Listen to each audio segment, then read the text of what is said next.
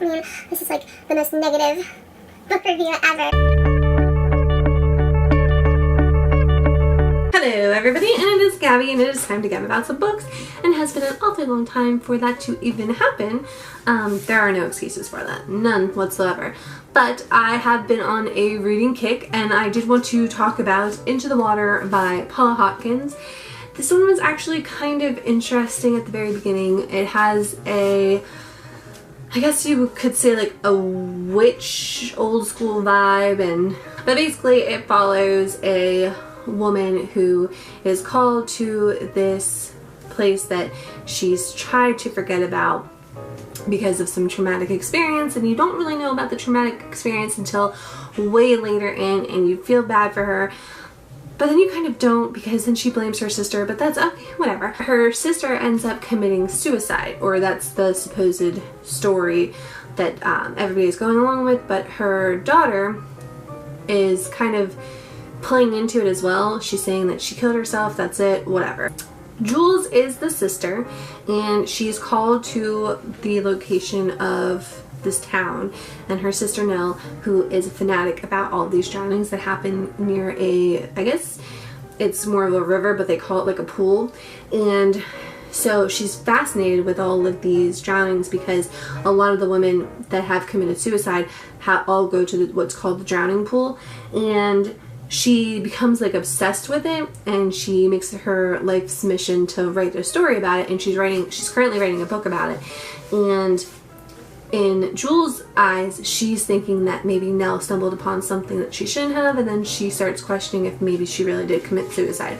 So the whole story, you're trying to figure out if Nell committed suicide or not, and it jumps between a lot of different perspectives. So I guess that would be one of the biggest cons, is that you get so many different perspectives all at once. It's not like Paula Hawkins eased into it. Like the girl on the train, there were definitely a lot of perspectives about the story, but not as much as what's in Into the Water. There's actually, I want to say like 6 or 7 different perspectives, and it does get a little jumbled after a while, because especially at like the beginning, because you're trying to figure out like who is who, and you get introduced to them through their perspective, and you're just like, oh, I can't keep up with this.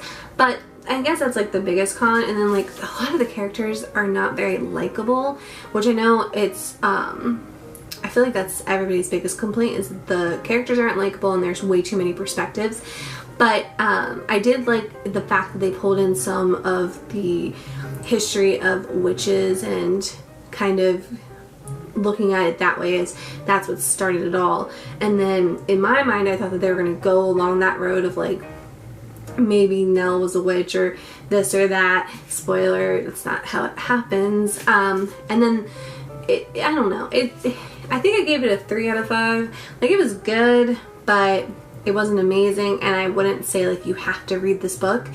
And for it being, I mean, it's a pretty lengthy book.